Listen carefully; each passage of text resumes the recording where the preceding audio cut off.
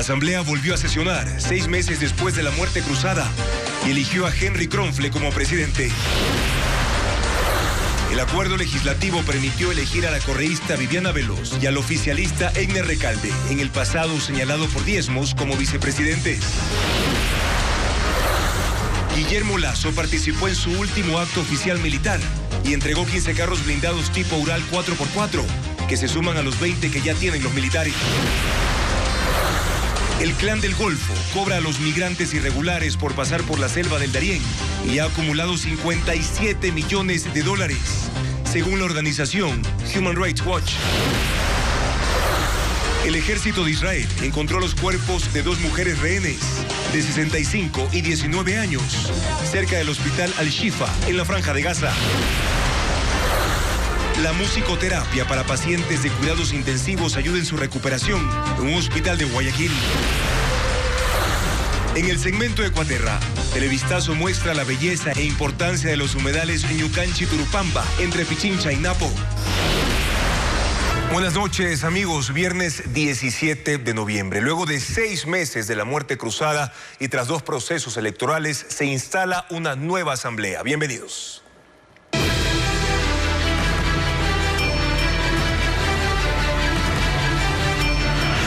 Asamblea. Mayoría sin rumbo claro.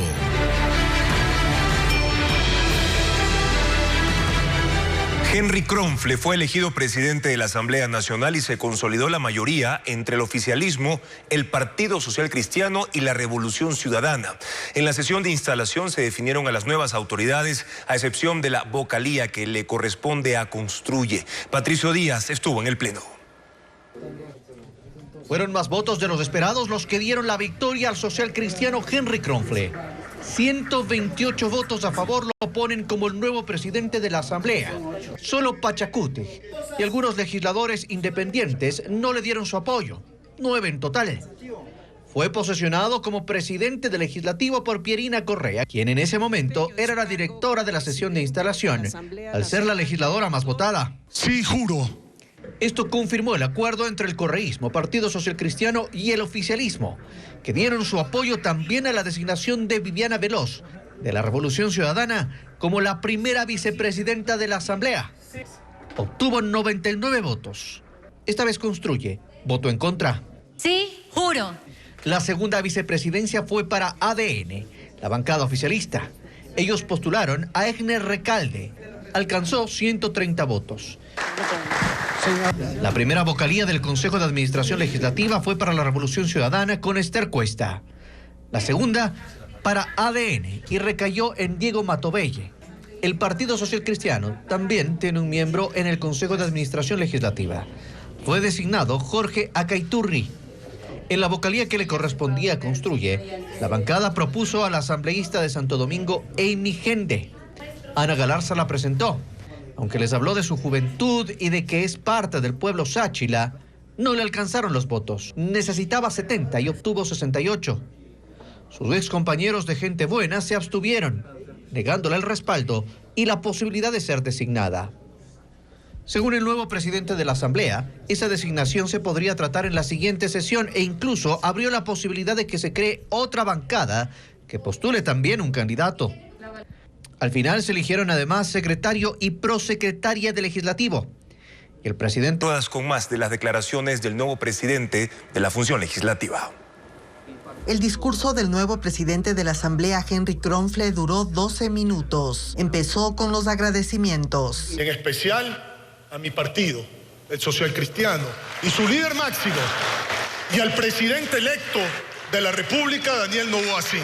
Los guiños al nuevo primer mandatario fueron varios. Dijo que la Asamblea buscará la gobernabilidad. Dejó claro que el acuerdo con el oficialismo no fue solo para elegir autoridades y detalló la agenda legislativa. A los proyectos económicos del Ejecutivo les daremos la celeridad que ameritan. Y complementando la actuación del presidente, vamos a dar una dura batalla a la crisis de inseguridad que vivimos.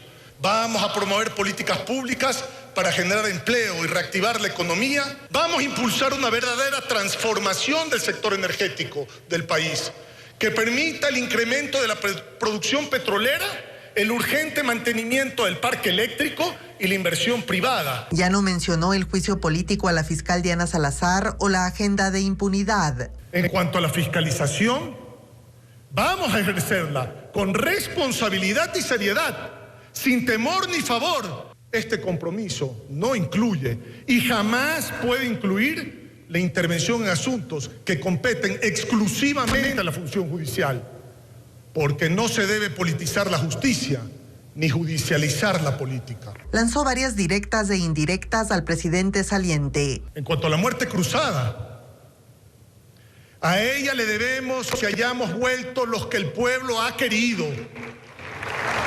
y que al fin se vaya para no volver el responsable del desgobierno que vive el Ecuador.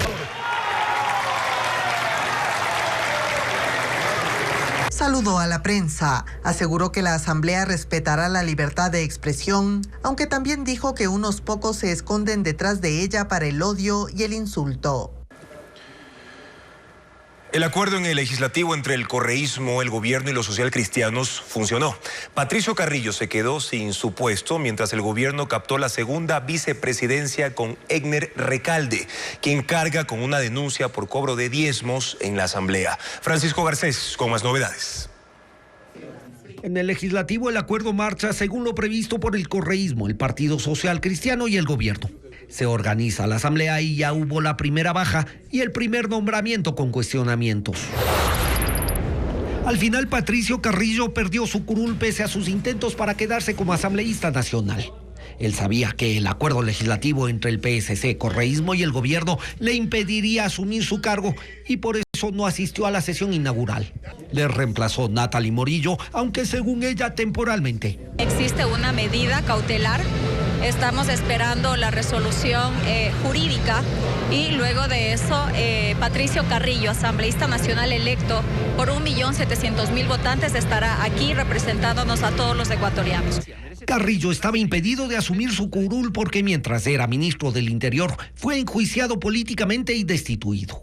La anterior asamblea le responsabilizó de la represión durante el paro de junio del 2022 y también le endosó corresponsabilidad en el femicidio de María Belén Bernal en la Escuela Superior de Policía.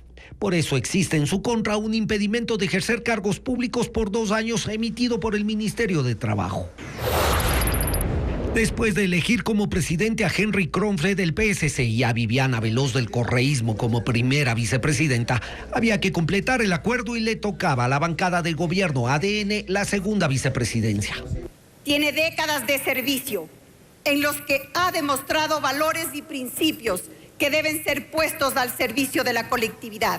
Así fue postulado Egner Recalde y terminó siendo el más votado entre las autoridades electas. Todo parecía normal, hasta que fuera de la asamblea se empezó a recordar polémicos antecedentes de Recalde, quien asumió su segundo periodo legislativo. En la asamblea pasada entró como asambleísta de la Izquierda Democrática y ese mismo partido lo denunció por cobrar porcentajes de sus sueldos a sus colaboradores, es decir, los llamados diezmos. El caso se ventiló en la asamblea. El comité de ética sugirió su destitución, pero en el pleno Recalde se refugió en la mayoritaria bancada correísta.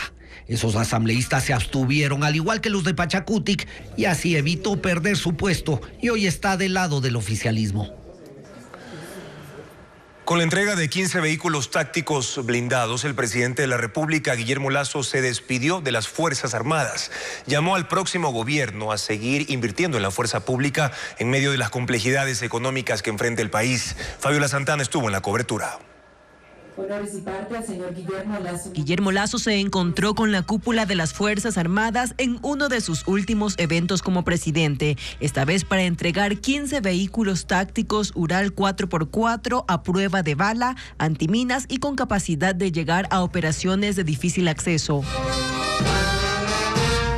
En la base aérea Mariscal Sucre de Quito fue recibido por el alto mando. Lo acompañó su ministro de Defensa, Luis Lara. Antes de dar su discurso, inspeccionó los vehículos y entregó los documentos de propiedad a los uniformados. Ellos le entregaron una tanqueta y un helicóptero en miniatura en señal de agradecimiento.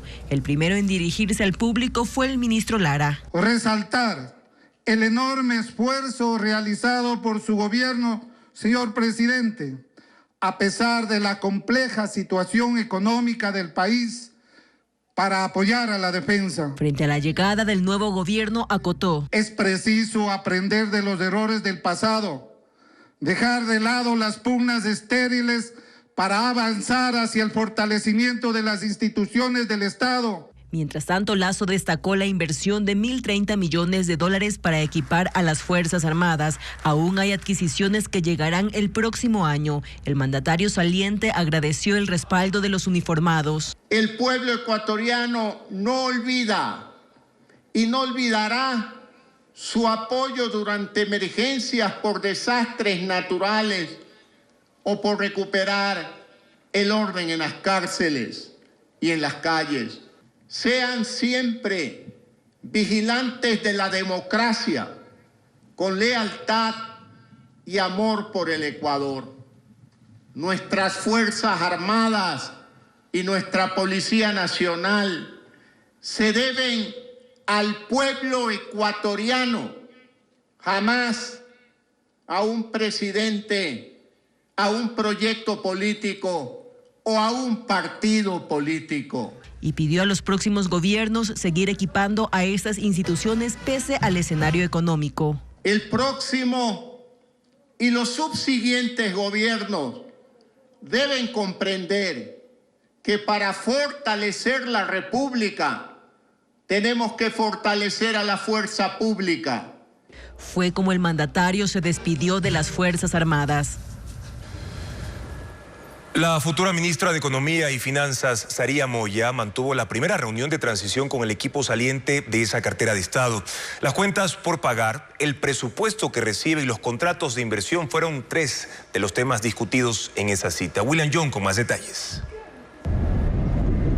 La primera reunión de transición del Frente de Economía y Finanzas ocurrió a una semana de la posesión del presidente electo. El encuentro fue en Carondelet, en la oficina del secretario de la Administración Pública, Sebastián Corral, que hizo de moderador en esta primera cita.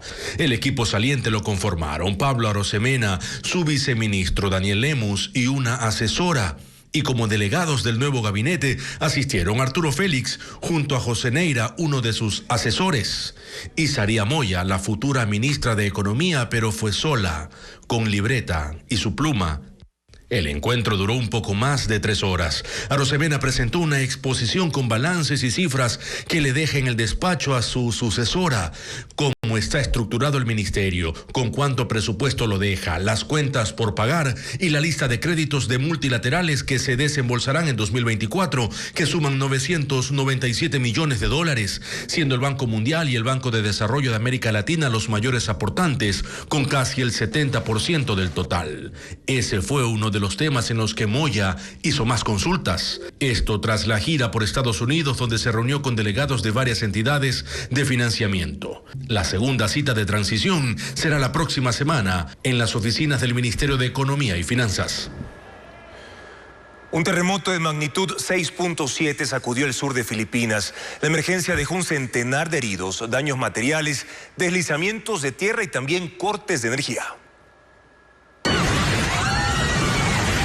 El pánico se apoderó de la población en Filipinas por un terremoto en el extremo sur del archipiélago, en la isla de Mindanao. Decenas de personas aterradas corrieron dentro de un centro comercial durante la sacudida. El movimiento de magnitud 6,7 dejó graves daños y destrozos. Su epicentro se ubicó a 30 kilómetros al sur de la provincia de Sarangani y tuvo 10 kilómetros de profundidad. En ciertas zonas, el mar retrocedió repentinamente y luego hubo olas moderadas, pero las autoridades descartaron una alerta de tsunami. Residentes vieron cómo una grúa se derrumbó en un edificio en construcción en la ciudad de Davao.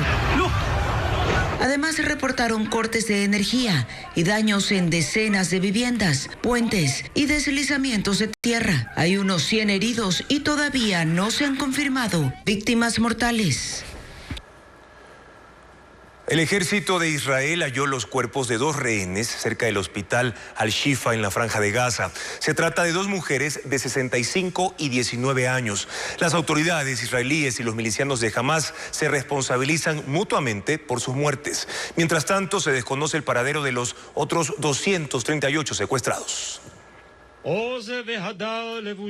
una bandera sobre el féretro fue sepultada Noa Marciano, de 19 años, cabo del ejército de Israel, secuestrada durante la incursión de Hamas del pasado 7 de octubre.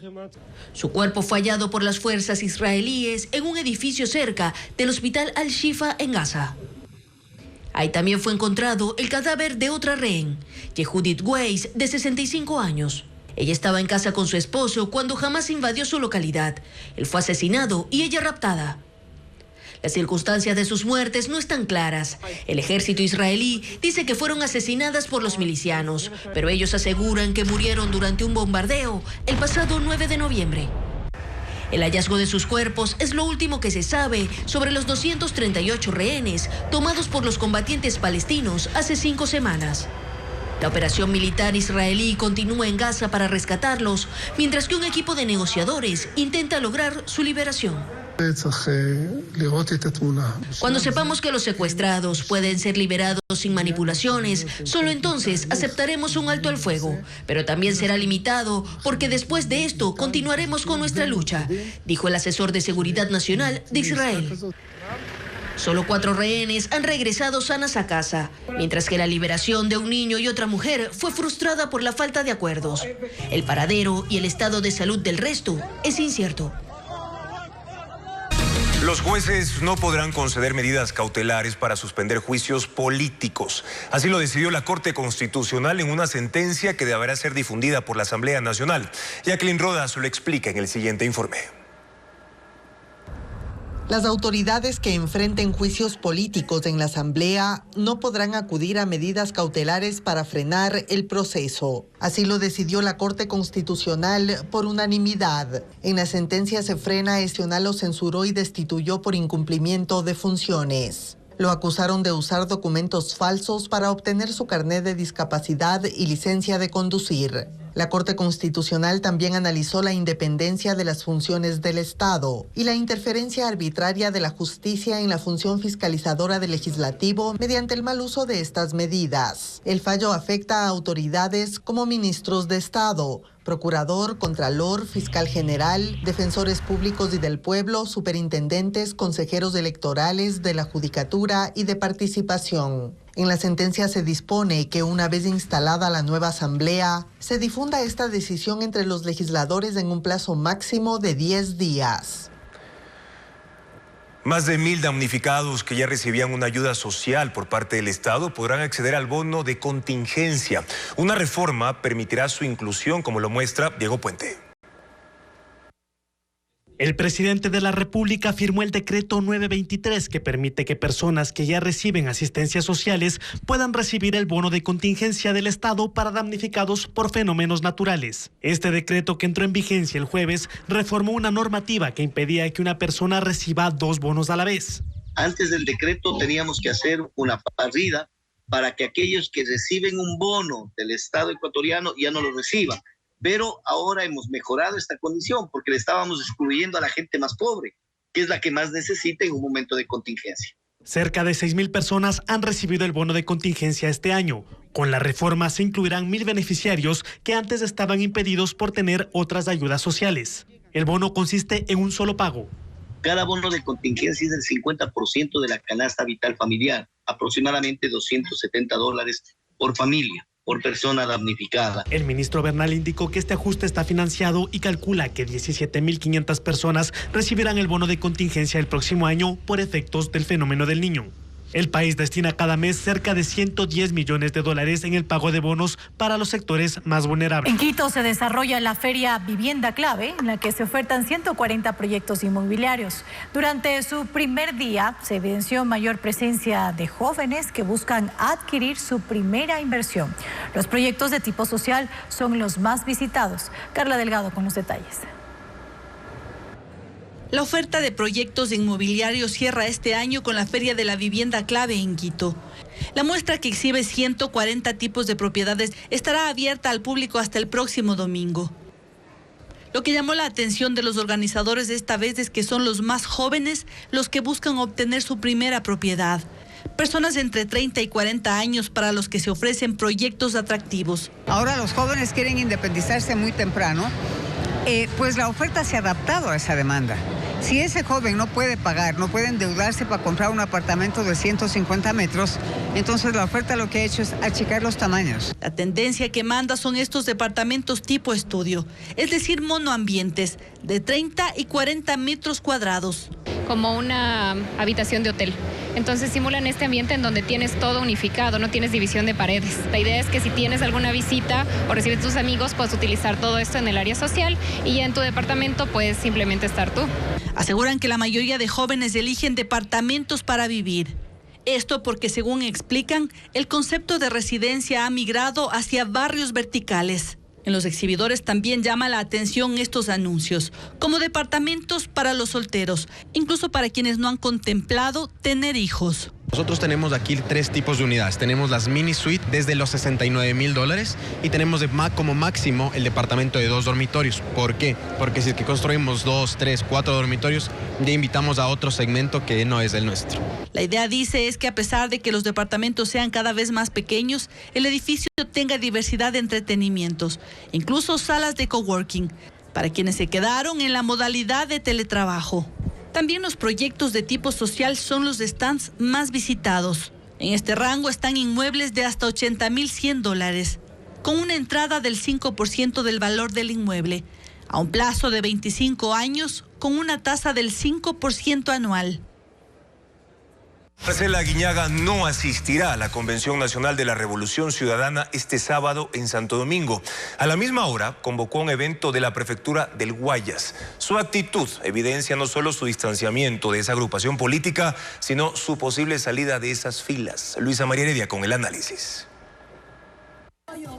Este sábado 18 de noviembre el Movimiento Revolución Ciudadana tendrá su convención nacional. La invitación a la militancia se extendió hace casi una semana, con estos spots en redes sociales en los que se escucha a Rafael Correa convocar, pues se trata de una actividad realmente importante para el futuro de esta agrupación política de cara a las elecciones generales del 2025. La cita es en Santo Domingo de los Sáchilas a las 10 de la mañana. Para la misma hora, Marcela Aguiñaga, quien en octubre pasado renunció en un video a la presidencia del movimiento, citó a los medios de comunicación en una universidad de Guayaquil para el lanzamiento de un programa educativo de la prefectura del Guayas, con lo que deja claro que no asistirá a la convención. Que Aguiñaga no esté presente en ese encuentro entre correístas alimenta las dudas sobre su permanencia en la Revolución Ciudadana, que atraviesa una división interna. De hecho, su división se dio después de haber sido indirectamente culpada por Pierina Correa de la derrota de Luisa González en las urnas. A partir de entonces, Aguiñaga, quien fue ministra de Rafael Correa, legisladora y hasta segunda vicepresidenta de la Asamblea como integrante del bloque de Alianza País, que era como se llamaba el movimiento antes, empezó a dar muestras de su distanciamiento. Previo a su ingreso a la sesión solemne por la provincialización del Guayas, acompañada por Daniel Noboa, hubo publicaciones y declaraciones a favor del nuevo gobierno. Un video en el que aparece junto a la tía del mandatario electo, Isabel Noboa, una crítica directa al pronunciamiento del movimiento sobre el caso de Soledad Padilla, y otra grabación que subió a sus redes sociales en Halloween, en la que deja entrever su interés por candidatizarse a la presidencia de Ecuador, una oportunidad que no ha querido darle el correísmo. De hecho, la militancia tiene claro ya que será Luisa González quien asuma la presidencia del movimiento y repite en el 2025 su candidatura, ya que es la única figura que goza de la confianza total del máximo líder de la agrupación política. Los candidatos a la presidencia argentina cerraron sus campañas y el país entra en un periodo de silencio electoral hasta las votaciones del domingo. El oficialista Sergio Massa y el opositor Javier Milei tuvieron eventos radicalmente opuestos y en ciudades distintas. Reporta Pedro Jiménez. Javier Milei escogió la ciudad de Córdoba en el interior argentino para su cierre de campaña. Concentró a una multitud donde obtuvo la votación más alta en la primera vuelta y donde el kirchnerismo resultó derrotado en pasadas elecciones. Milei se convirtió en la sorpresa electoral este año cuando rápidamente se posicionó como uno de los favoritos apenas anunció que corría para presidente. Y aunque moderó un poco su discurso respecto a sus planes radicales para reducir el gasto público, frenando la presencia del Estado de la que dependen muchos argentinos en condición de pobreza, mantiene su estilo excéntrico y sus críticas al régimen actual por las malas condiciones económicas del país. y ha negado que su propuesta de gobierno sea un riesgo para el futuro argentino. Tenemos 45% de pobres, tenemos 10% de indigentes, tenemos la inflación viajando al 300%. ¿De qué riesgo me hablan? ¿De qué salto al vacío?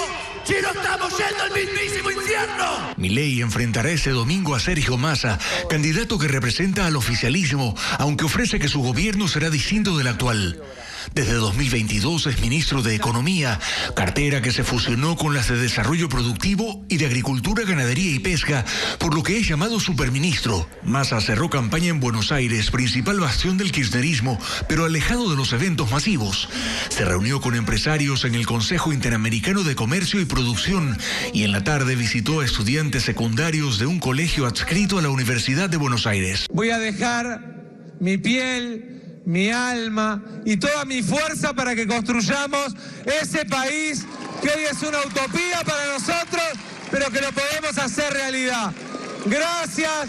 Cualquiera de los dos resultará electo este domingo y el vencedor tomará posesión como presidente de Argentina el 10 de diciembre.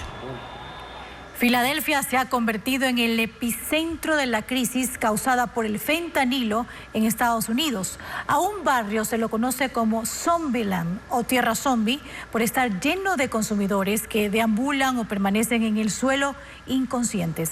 Las autoridades aseguran que se han quedado sin presupuesto para atenderlos.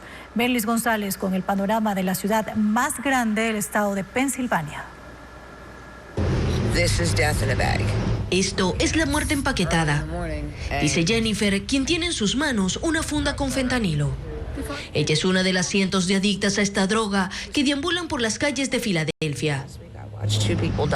Cuenta que la semana pasada vio 2 personas morir frente a ella por sobredosis. Una situación nada rara en Kensington, un barrio industrial conocido como Zombieland.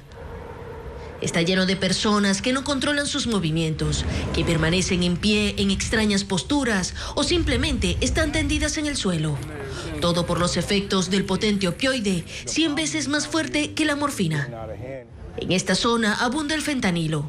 Es barato, adictivo y los traficantes han elevado sus efectos mezclándolo con anestesia veterinaria, una combinación que además pudre la piel. Kensington se ha convertido en la cara más visible de las consecuencias de los opioides en Estados Unidos. Una situación que ha sido catalogada como una epidemia y como una amenaza para la seguridad de esa nación.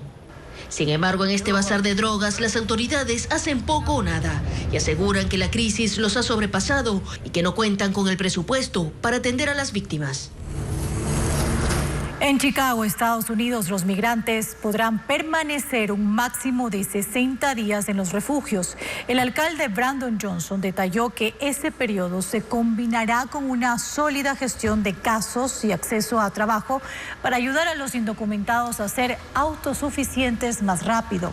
También aumentará el personal en las zonas de llegada para ayudar a conectarlos con familiares o patrocinadores fuera de la ciudad. Actualmente, casi 3.000 personas duermen en comisarías y aeropuertos de Chicago. Y un reciente informe de la organización Human Rights Watch revela que el Clan del Golfo, que opera en Colombia, cobra en promedio $125 a cada migrante que desea cruzar hasta la selva del Darién. De enero a noviembre de este año, el grupo armado pudo haber obtenido $57 millones por extorsionar a personas en situación de movilidad humana, entre ellas miles de ecuatorianos. Tenemos un reportaje preparado por Bessie Granja. Durante el último año, casi 400.000 migrantes han cruzado el tapón del Darién en la frontera entre Colombia y Panamá, en su viaje hacia la frontera entre México y Estados Unidos. 150.000 más que en 2022. Ecuador sigue siendo la segunda nacionalidad con más desplazados, sumando 90.000 compatriotas. Según el más reciente informe de la organización Human Rights Watch, señala que los desplazados están expuestos a grupos criminales sin que los gobiernos de Colombia y Panamá puedan evitarlo. Una de las mafias es el Clan del Golfo, un grupo armado involucrado en narcotráfico que opera en territorio colombiano y que regula las rutas que pueden usar los migrantes y solicitantes de asilo. Datos del Ejército de Colombia calculan que el Clan del Golfo obtiene en promedio $125 por cada migrante que cruza el Darién, por lo que se estima que entre enero y octubre de 2023 obtuvieron $57 millones. En medio de la ausencia de controles de autoridades en zonas rurales y fronterizas de Colombia, quienes al parecer han cedido a presiones de esta organización criminal que genera terror entre habitantes y desplazados de estos territorios, como lo revela la investigación de Human Rights Watch. Hemos venido mapeando la forma en la cual autoridades locales, concejales, alcaldes, incluso recientemente candidatos a alcaldía a nivel local, han estado involucrados en distintos niveles del negocio. Personas que son dueños de las lanchas, que venden de alguna manera los paquetes, entre comillas, turísticos de distintos pasos, desde algunos de los puntos de salida de barcazas hacia el Darién. La organización que vela por los derechos humanos hizo un llamado a los estados y a los actores internacionales a adoptar medidas para hacer frente a estos abusos. La agenda cultural para este fin de semana está cargada de obras de teatro, música y también gastronomía. Diego Cuenca describe las actividades más destacadas, que incluye al Festival Artes Vivas de Loja.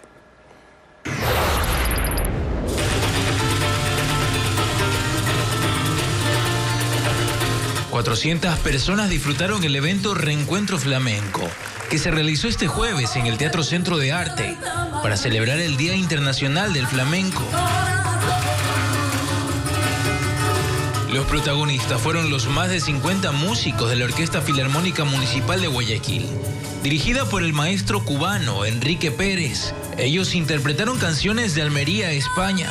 En el escenario recibieron a la artista española Rocío Segura, la bailarina Almudena Roca y el flautista Óscar de Manuel.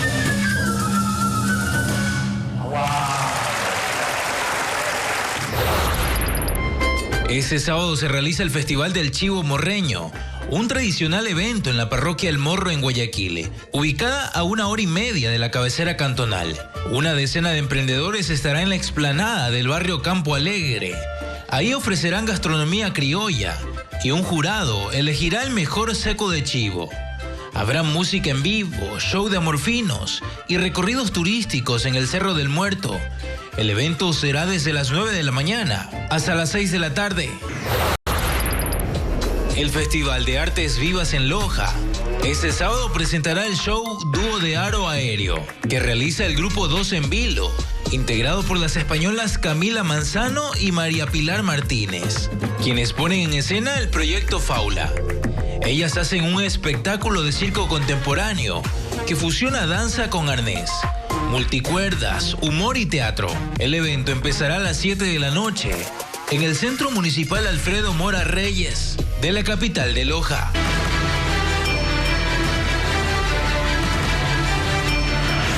Asamblea. Mayoría sin rumbo claro.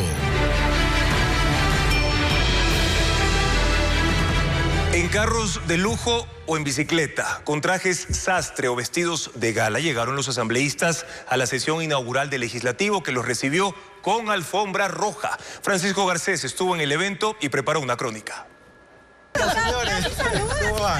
Jonathan Parra dice que no perderá su esencia pese a haber asumido una curula en la asamblea, y lo quiso demostrar desde el primer día. A la sesión inaugural llegó en su bicicleta eléctrica, vistiendo los zapatos y el pantalón de su traje azul y una impecable guayabera blanca. Se quitó el casco a un paso de la entrada, en donde la escolta policial y el personal de protocolo esperaban a cada legislador para guiarlo por el estricto protocolo de la alfombra roja. Ni guardaespaldas, ni nada de eso. A mí no me financian grupos de poder, ni le debo nada a nadie. Ando libremente por todas las calles de mi Guayaquil querida y de mi Quito querida. En el punto hubo de todo, desde el asambleísta que llegó solo y caminando, quienes se quedaron a saludar y conversar con sus nuevos colegas, y quienes llegaron en autos de alta gama exhibiendo su nueva investidura y que se apresuraron a entrar al recinto evitando el contacto con alguien que no sea de su mayor confianza. Los teléfonos celulares de los asistentes o familiares fueron la herramienta para inmortalizar el momento. Poses de todo tipo, fotos familiares y las del inicio del trabajo con el equipo quedarán para el recuerdo.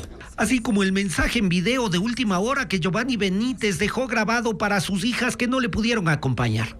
Si por algo se diferencia la nueva asamblea con las anteriores, es la juventud de algunos de sus representantes. Ami Gende, de 24 años, hizo gala de su cultura sáchila. Se vistió de arcoíris que lo llevó en el cabello y en su tunán y se pintó las montañas y a su familia en el rostro. La imbabureña Lucía Pozo dijo que lleva la política en la sangre, mientras su padre, Antonio Pozo, 5 veces diputado, a su lado miraba desde lejos el recinto legislativo como rememorando sus tiempos en ese edificio, aunque no los quiere repetir. Que estoy detrás de ella, por supuesto, para apoyarle con toda mi experiencia acumulada. Varios de los asambleístas de Construye prefirieron reunirse en la calle antes de entrar al legislativo, solo después de colocarse un lazo negro como símbolo de luto por el asesinato de Fernando Villavicencio, mientras que Henry Kronfle, quien horas después sería electo presidente de la asamblea, quiso pasar desapercibido, pero no lo logró porque llegó acompañado de casi una decena de asistentes y colaboradores. A la par, 600 policías desplegaron un operativo especial de seguridad dentro y fuera de la Asamblea Nacional para garantizar la seguridad de los 137 legisladores e invitados especiales. Informa Fabiola Santana. El despliegue de seguridad inició a las 6 de la mañana dentro y fuera de la Asamblea Nacional. Los francotiradores se ubicaron en 2 frentes, en la parte alta del ingreso principal al legislativo y en la terraza de la Contraloría al otro lado de la calle. Minutos después se sumó un helicóptero que se mantuvo en el helipuerto antes y durante la sesión, como parte del operativo de reacción en caso de algún ataque o emergencia. De la seguridad interna se encargaron 220 miembros de la escolta legislativa y en la parte externa 400 agentes. Una parte se desplegó en 19 puntos de acceso a las calles que dan a la asamblea y los bloquearon con vallas. Solo en la intersección de la avenida 6 de Diciembre y Tarquis se permitía el ingreso vehicular con invitaciones y en las demás el acceso era peatonal. Además de autoridades e invitados podían ingresar al perímetro del legislativo quienes se dirigían a la Contraloría, Ministerio de Trabajo y a sus negocios, que durante la mañana no tuvieron la concurrencia normal. Fuera de esa zona estaban otros uniformados de la Unidad de Equitación y Remonta y 15 agentes de tránsito que evitaban la congestión de vehículos frente a la intervención de 6 intersecciones. Durante el evento de la posesión de la nueva asamblea no se registraron novedades. El ingeniero mecánico guayaquileño Henry Kronfle es el nuevo presidente de la Asamblea Nacional. Conozcamos un poco más sobre este empresario, dirigente gremial que le ha dedicado los últimos 6 años de su vida también a la actividad política. Para Henry Kronfle Cosaya, la segunda fue la vencida. A este empresario guayaquileño de 51 años, devenido en político desde el 2017, le tomó 2 años y 2 gobiernos llegar a la presidencia de la Asamblea. De niño, Henry Kronfle vivió en México. Allá cursó la primaria y la secundaria. Luego fue a Estados Unidos a cursar ingeniería mecánica en la Universidad de Miami. Allá también obtuvo un diplomado en economía y una maestría en ingeniería nuclear. Según él, en esos tiempos recibió una carta de la NASA con una oferta de trabajo en el área de propulsión de cohetes, pero prefirió no profundizar en el tema y volvió al país para trabajar en los negocios de su familia antes de empezar un camino en sus empresas. Pero la política, con matices diplomáticos o empresariales, no lo abandonó. Fue cónsul honorario de México en Ecuador durante 6 años y presidente de la Asociación de Industriales Latinoamericanos de la Cámara de Industrias de Guayaquil, también del Comité Empresarial. La visibilidad que obtuvo terminó con la llamada del líder del Partido Social Cristiano, Jaime Nebot, quien lo invitó a saltar a la arena política. Y Kronfle dice que consultó la decisión con su familia, que la respuesta no fue inmediata. Para el nuevo presidente de la Asamblea, la palabra de su esposa es preponderante. Tiene el peso de una amistad que empezó desde que tenían 13 años y terminó en un matrimonio que suma 28 aniversarios y 3 hijos. Aquellos que lo conocen dicen que es un hombre de carácter afable y jovial, que no tiene problemas en conversar con quien sea ni en escuchar lo que sea. Ejemplo de ello son sus gustos musicales en los que le gusta estar al día. Soldado de Bad Bunny. El corazón lo puso en la neverita, dice que este verano se queda solita. Pero hay capítulos en los que es conservador, es provida. Y en el 2019 fue uno de los legisladores que se opuso a la despenalización del aborto. Esta es la tercera vez que llega a la Asamblea Nacional. En su segunda legislatura quiso ser presidente gracias a un acuerdo fallido con el correísmo y Guillermo Lasso. Pero pese a que le gustan las matemáticas, le fallaron los números y le faltó un voto.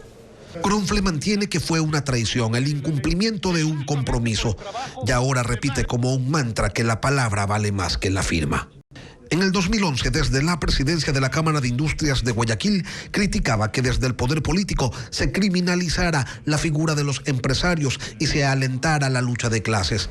Se refería a Rafael Correa, quien detentaba el poder en aquella época. Hoy, él es su aliado. Y son sus votos los que le permiten alcanzar ese anhelo de ser el presidente de una asamblea en la que por problemas de salud casi no se lo vio en el último periodo. Y el pacto entre las bancadas correísta, oficialista y social cristiana podría no sobrevivir más allá del domingo cuando se repartan las comisiones legislativas. En su intervención en la primera sesión del Pleno, las asambleístas Viviana Veloz y Pamela Aguirre enfatizaron que hay muchos temas en los que la Revolución Ciudadana no está dispuesta a ceder. Luisa María Heredia con el análisis. Si algo dejó claro el discurso del correísmo en la sesión inaugural de la Asamblea Nacional, es que el acuerdo legislativo es circunstancial, o más bien convenenciero. Participamos de este entendimiento para permitir que se organice la Asamblea, pues sin acuerdo, por culpa de las reformas electorales de 2020, ninguna fuerza política podría tener la mayoría. Siendo así, el pacto entre la Revolución Ciudadana, la mayor fuerza política en el Parlamento, los socialcristianos y la bancada oficialista de Acción Democrática Nacional, funcionó bien en un primer momento. La designación de las autoridades. Y quienes lo integran están seguros de que volverá a funcionar el domingo en el reparto de la presidencia de las 15 comisiones del Legislativo. Pero para la aprobación de leyes enviadas por el Ejecutivo luego no hay un consenso pleno. No es un apoyo incondicional al gobierno si se pretende cargar el peso de la crisis sobre los sectores populares o las clases medias, vulnerar derechos. Uno a uno fueron apareciendo los temas para los que no habrá respaldo. Jamás estaremos de acuerdo con las privatizaciones, con retroceder en los derechos laborales, con la restricción de las partidas en salud, en educación. Y otros que sí están dispuestos a analizar. Cuenten con la Revolución Ciudadana para trabajar de manera urgente en la ley de aguas, en la ley de comunas, en apoyar la enmienda de las Fuerzas Armadas, en la ley de riesgos. Lo que también quedó claro es que la parte de fiscalizar no entró en el acuerdo. Tampoco aceptamos que debamos tener autorización o la aquiescencia de ninguna otra fuerza política u otro poder del Estado para fiscalizar. Por lo que la intención de llevar a juicio político a la fiscal general Diana Salazar, como ya ha anticipado el movimiento, pese a la defensa del mandatario electo, podría convertirse en un hecho. Decenas de niños con alto riesgo de ser reclutados por mafias son parte de un programa de prevención contra el crimen y violencia. Incluso viven en el sector más peligroso del país. Merlin Ochoa informa que mediante actividades lúdicas, los policías explican el riesgo mortal de las drogas. Porque usted es la persona desconocida que ha estado molestando a mis amiguitos, las niñas, son amiguitos. Paquito el policía abrió el telón del show organizado para 60 niños de escasos recursos económicos que viven en Nueva Prosperina, noroeste de Guayaquil, el barrio más peligroso de Ecuador. Según la entidad, el objetivo es evitar que el crimen organizado reclute a los menores que viven en zonas tomadas por bandas delictivas.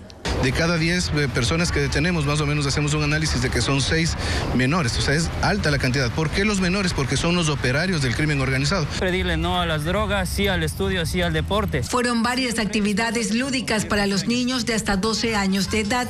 Es parte del programa liderado por la policía y la Fundación Panamericana para el Desarrollo de la Embajada de Estados Unidos.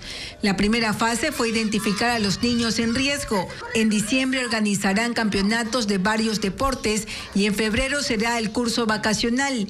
Es el segundo año que se ejecuta este plan. Les enseñamos a apoderarse del espacio público para que ellos sean partícipes del área verde. En estos sectores las bandas intentan infundir miedo, incluso para que los menores abandonen la escuela, por lo que el programa también impulsa que los niños regresen a las aulas. Sabemos de que en este distrito los datos del Ministerio de Educación nos arrojan de que son casi 53,000 estudiantes que han dejado el sistema educativo. Por seguridad realizan las actividades deportivas en las instalaciones del Grupo de Operaciones Especiales de la Policía, pues además en el sector donde viven los menores no hay suficientes áreas verdes, las calles no están asfaltadas y la mayoría no cuenta con servicios básicos.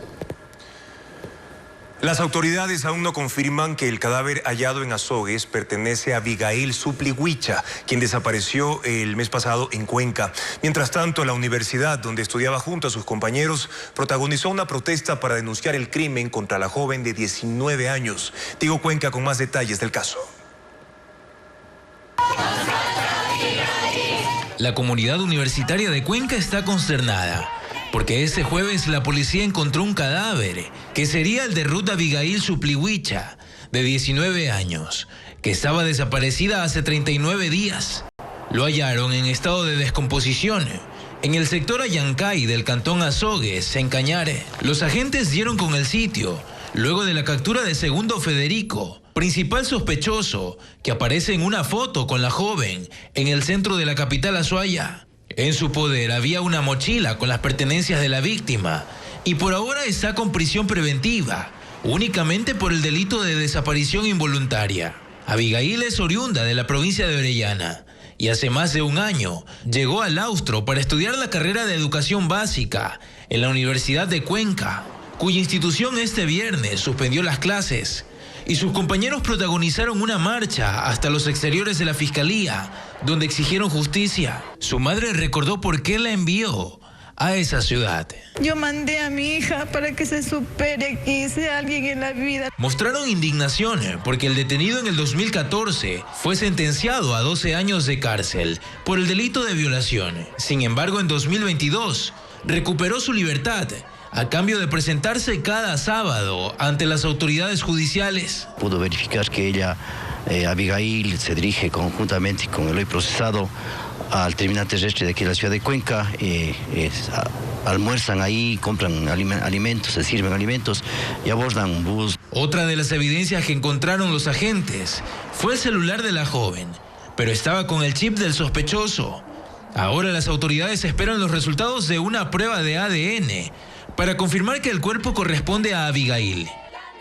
Hay preocupación en más de 300 familias de una urbanización en Guayaquil donde detectaron la presencia de 5 cocodrilos. Diego Cuenca informa que los reptiles son monitoreados constantemente, mientras que las autoridades piden evitar agredirlos.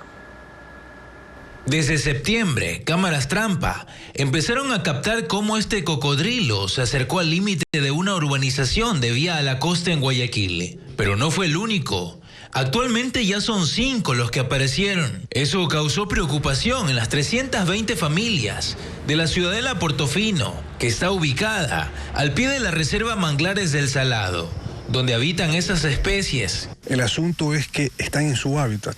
Nosotros hemos llegado a invadirlos a ellos. Procedimos a construir aproximadamente 800 metros de cerramiento perimetral para proteger a su vez a la especie y proteger a nosotros como residentes. Por esa alerta, la organización Keep Inside empezó un monitoreo y ha podido determinar que los reptiles miden hasta 3 metros de longitud. Su biólogo estima que hay más a lo largo de las 10.000 hectáreas de esa reserva, que está cerca de al menos 60 ciudadelas privadas, que ahora tienen que aprender a convivir en el hábitat de animales silvestres, porque también están cerca al bosque protector Cerro Blanco. Cierta actitud reacia a tener cocodrilos como vecinos.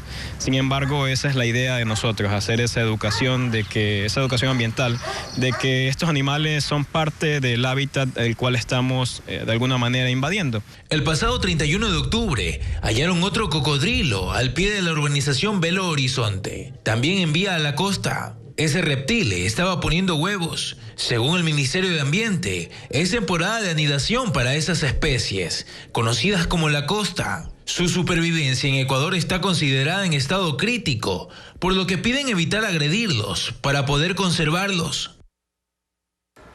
En una nueva entrega de Ecuaterra les hablaremos sobre los humedales, áreas que son importantes para el ecosistema y proveen a las ciudades de agua.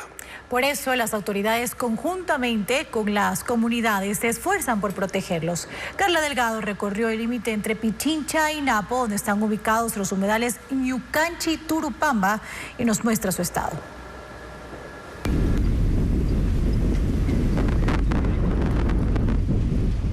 Son los humedales Ñucanchi y Turupamba, ubicados en la reserva Cayambe-Coca entre las provincias de Pichincha y Napo, a 4.500 metros sobre el nivel del mar.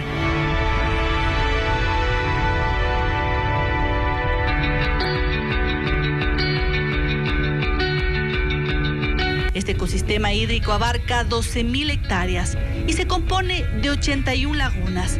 El Estado y las comunidades aledañas han garantizado su conservación al declarar a la zona como área protegida.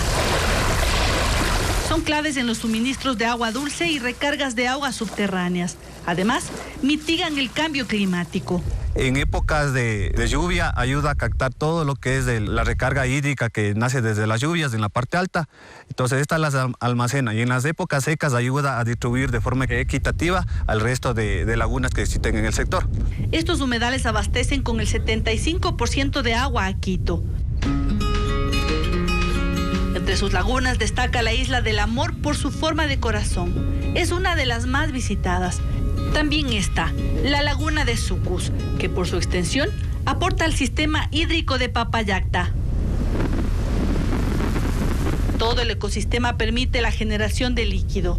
Los pajonales que cubren el área son captadores naturales y almacenan agua en estas almohadillas. Entonces una vez que almacenan en la parte interna, logra distribuir de forma equitativa el resto de sistemas hídricos que están cuenca más abajo. Los humedales además cumplen otra función. Son el hábitat de especies, entre estas el oso de anteojos, la danta, que es uno de los mamíferos más grandes y que puede llegar a pesar más de 300 kilogramos.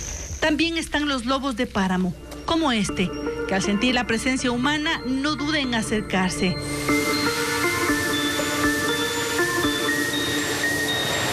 También la flora resalta plantas típicas de los páramos, como la chuquiragua o estas denominadas manzanitas. La reserva también está amenazada por los ingresos clandestinos. Esto, aunque el parque cuenta con guías especializados para recorrerlo. Sin embargo, esto no empaña la extraordinaria labor de conservación de este importante sistema hídrico, que tiene un paisaje sin igual. Que no deja de sorprender por su belleza.